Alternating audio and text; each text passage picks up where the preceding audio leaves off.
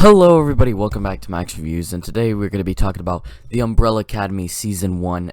This is, of course, in anticipation for The Umbrella Academy Season 3, which is going to be coming out sometime later this week, so I'm going to be just reviewing the first two seasons, and this is my just first reaction to the entire show as a whole. Let's get talking about it.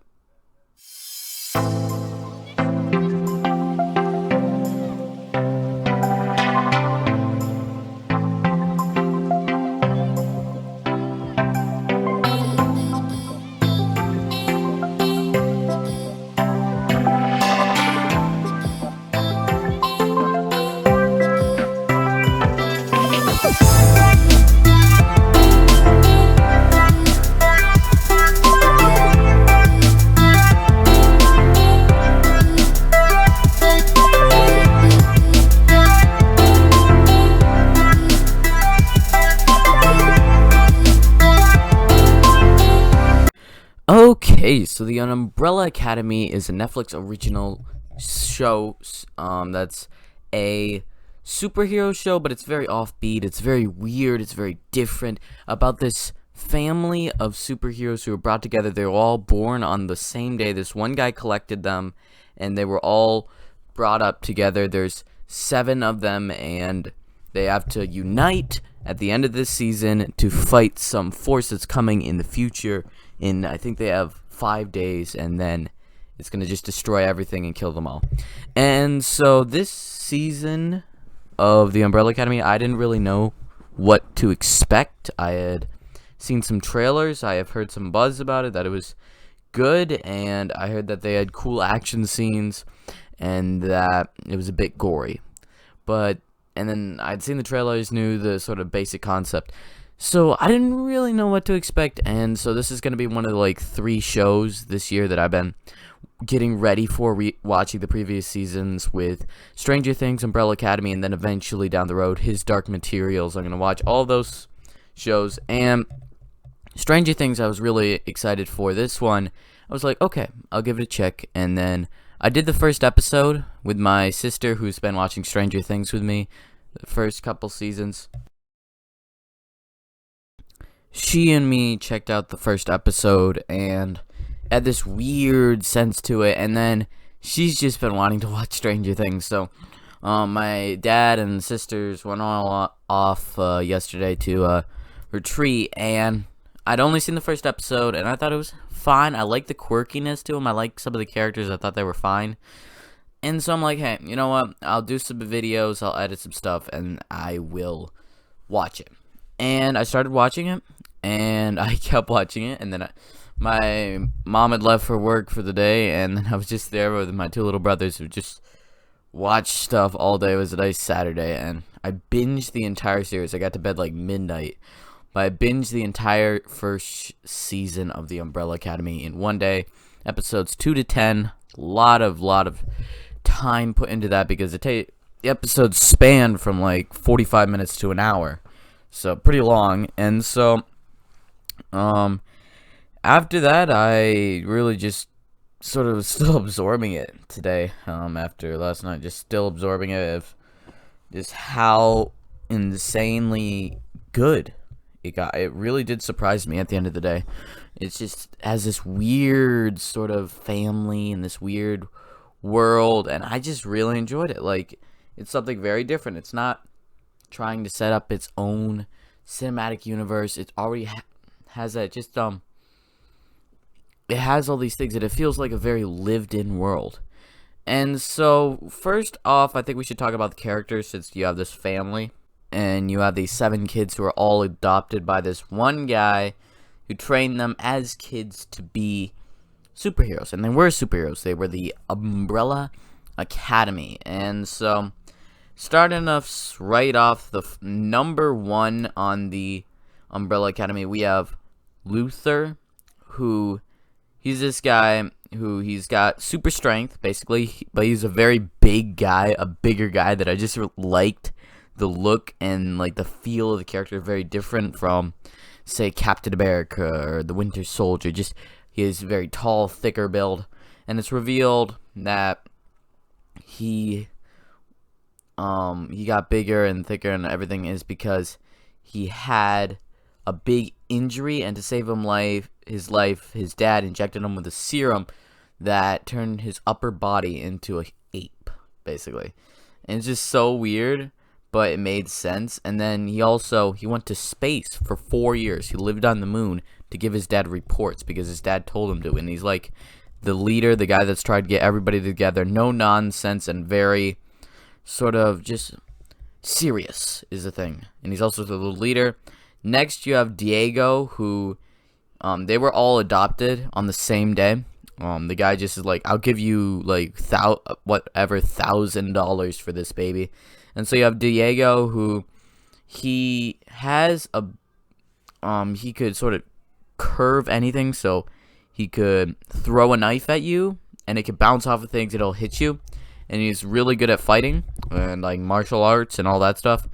And his thing, he had this girlfriend in this first season, and she got killed, and so he's sort of on a murder spree, tried to get these two people who had killed his girlfriend.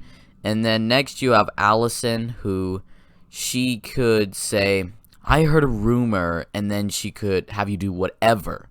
She could bend reality. She could say, I heard a rumor that I was the most popular person in the world, and then she becomes the most popular person in the world. She could become whatever. And this season, she's pretty stuck up, but her main thing is she wants to see her daughter, and that pretty generic. Her daughter got taken away from her because she used her power on her daughter to let her go to sleep, and that she had to go to trial, and her husband took custody of her daughter. And so that was just very, very interesting. Eventually, it didn't really start out too interesting, but then right after that, you have the event that sort of showed how dark this show could sort of get, where her throat is just slashed and blood is coming everywhere. I'm like, okay, she's dead. Somehow she survived, but she can't speak, so she doesn't really have any powers now by the end of the season. And then you have number 4, who is Klaus. And Klaus is this sort of troublemaker who doesn't care about anything, is a drug and alcohol addict, and he can communicate with the dead. And so that's just, he also has this, it's just very interesting of a power. He could see the dead, and he could talk to them. Next you have this kid who legitimately is called 5, who could jump through space and time, and he could also just teleport from place to place. He's my favorite, personally. I just love this kid. I guess he's played by this kid named Aiden Gallagher. I probably mispronounced it, but this kid is so good. The thing with 5 is he accidentally, like, first time skipping, he went in the future about 15 years, and everything was destroyed. Everybody that he knew was dead. The entire Earth was gone, just in rubble, and he spent 56 years there. And so he's like, in the brain, he's in his 60s, and then he time jumps back after he was recruited by the Commission, who is a secret agency that they just keep tabs on the timeline, sort of like the TVA, but they're very different, very sort of not as will bring you in and then will erase you. No, they'll just kill whatever. They'll kill whoever's going to break the timeline of what they think is supposed to happen. So he worked with them, and then eventually one day he's just like, okay, I'm done. And he jumped back in time to where, like, 5 days before everything's going to blow up. And that's the main plot driving thing of the season. And he's brought back as a kid. And so the kid is a 60-something-year-old guy in a kid's brain. Well, a kid's body. And it's just very interesting where you can see he is very mature because he's in his 60s. And he seems very just, like, he understands how things work. And I really, really enjoyed him. But enough from him. Then you have number 6, who is Ben, who got killed. What happened is he got killed. He could turn into a tentacle monster, but he died. And Klaus could just talk to him, so we sort of do see him. I don't really know. They haven't shown yet how he's died.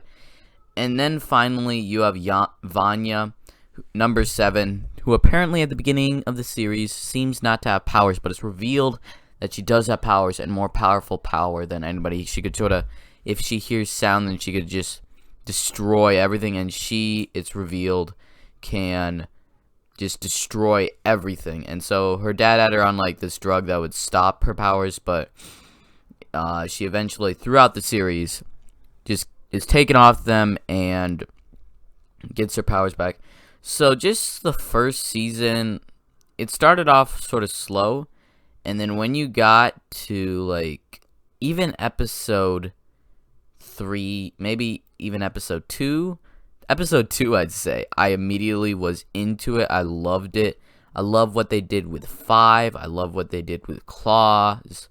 I love what they did with Allison, what they did with her. I didn't think she'd survive. I love what they did with Luther. And then Diego and Vanya we'll get into. But just really, really good. And then I think it sort of ended. The final 2 episodes were on a lower note for me. Just because of the one problem of the entire first season here. Everything else I loved. The one problem is the villains. So let's start it off.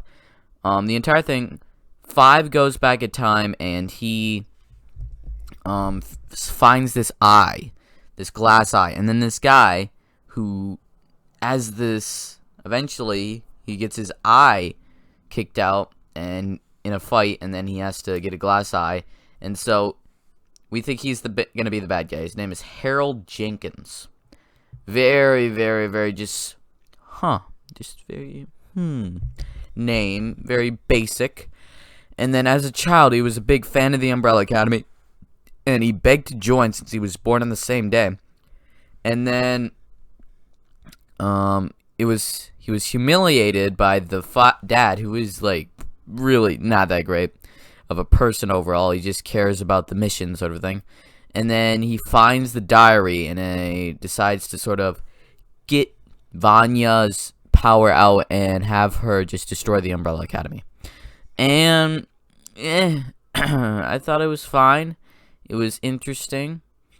And then I was expecting a twist, and there was a twist. The thing is, he gets murdered by Vanya after she basically tries to kill after she almost kills Allison, and she becomes the white violin, this sort of monster who has super great power. She's a violinist, and so the twist is she actually destroys the world, but the guy is the one behind, like, getting her all angry. And so, I thought it was okay of a concept, and then you get into the final episode, and I don't exactly know 100% what to think. I like everything about the other show, and then what they did with Vanya and what they did with Jenkins just didn't exactly work for me. I thought it might. When he was introduced, when there was that episode where I actually forgot it, but the name of it, but it was about him. It started with him, and then sort of didn't. It just sort of was over. It was gone. It just didn't matter because we're going to regular him, and the regular him is just this guy who's trying to take control of Vanya, and it does not work out for him, and he gets killed. Other things, there was this one day that was called the Day That Wasn't, where everybody had these character arcs going on, and it was very interesting of an episode, but it's sort of frustrated to me that this entire episode got erased by the end. We went back in time because number 5 came back to this day, this entire day, where we have all the characters doing stuff, and then number 5 comes back in time to a time before that, and it changes the entire day, which is very interesting. But there was still stuff where I was like, I wanted that to work, but it didn't. And like some character arcs, there was this one romance going on between Klaus and Allison. That's sort of reversed. Like, they still are in a romantic relationship, and it's still really there, but not in the same way. And so, other things right here, there's this entire agency, the commission, that basically the TVA for the Umbrella Academy, but The thing is, this came before Loki, so it's actually Loki might have taken it from the Umbrella Academy. It's a great idea when you have this agency who's controlling time. Actually, Loki probably didn't do it. It's probably from the comics, the TVA. Yeah, I think it is. But anyway, you have this agency that controls time, and then you have this one woman who recruits Five, and Five works on something to save people. He's a manager. He writes how to beat. He doesn't kill people. He writes to other people and tells them how to kill the person. I know it's a bit complex, but that is how it works. It's pretty complex, and so eventually it's revealed he seemed to have destroyed it all, but they have all time, so they try to keep the apocalypse happening. They want to keep it happening, and it doesn't exactly work for them all the way because the final episode. And so one thing that I also wanted to mention is you have these two agents, Hazel and Cha-Cha, who they are basically the people who are trying to kill them. The people who are trying to kill the Umbrella Academy and try to keep the apocalypse coming because it's their job. It's what number 5 was. And this one guy, Hazel, he wants to like marry somebody, have a life and stuff. And Cha-Cha wants to keep it on the mission. And so how it ends is Cha-Cha gets killed by the end, and Hazel goes against the commission and decides to go for this love. And let me just say, this weird romance was going on. And because Hazel, his guy, I would say he looks in his 30s. And I looked up the actor's age, and the guy that plays him is 35. And then he's in love with this person who, Agnes, she's a waitress at donut shop, and then she's played by this actress that is 66. A 66 and 35-year-old. That is pretty messed up. I guess there might be things where Hazel is older than he looks because he's been through time, and it doesn't really seem to affect her age, sort of like the same thing with 5. But still, it's weird, and I know this show is weird, and I've been congratulating it for being weird, but that was a bit too I just didn't care about it as much. I cared about Hazel, I just didn't care about the romance that was going on with Hazel. Another thing to mention, number 5, he is sort of in love with this monocle. What are it's called? Mannequin. I know it sounds incredibly weird, and it is, and I sort of enjoyed it because it's sort of like Castaway with Tom Hanks and a soccer ball, and Wilson, the soccer ball, and I could really understand that since 5 found that mannequin when he was first went there, and then he spent 50 some odd years with a mannequin. When you do, you go a bit crazy in the head. He still seemed pretty genius, but he had the problem. He couldn't go back. I just forgot to mention that. He couldn't go back. There was just something altering his powers. But anyway, that was a bit weird, but I liked how they resolved it, where he just left the mannequin there, and he accepted he isn't going to be this weird. He's smart. And other things to mention, how they ended the season is... Oh, wait, one more thing. One more weird thing to mention is there's this monkey who's Pogo, and he's a chimpanzee that's basically a genius, and he's basically a butler and takes care of all the secrets. And so it's revealed that their dad actually, he was killed at the end, and that's how everybody's brought together. I mean, in the beginning. And in the end, it's revealed that he killed himself to bring everybody together so that they could fight the threat. And it ends with number 5 taking everybody when the white violin / Vanya / number 7, she gets her power unleashed, and she's just going to destroy the entire world, and they have it. Allison gets behind her and just shoots next to her ear so that she just misfires. She hits the moon, which I thought something might happen because Klaus has spent 4 years on the moon. But anyway, it turns out he went to the moon for no reason, but that's a different topic. So the moon's coming down, going to destroy the entire Earth, and it ends number 5 taking all his brothers and sisters, and then also Hazel and his weird donut lady, 31 years older than him, I guess, wife now, well, fiance, whatever, and he transports them somewhere, and that's where it ends. And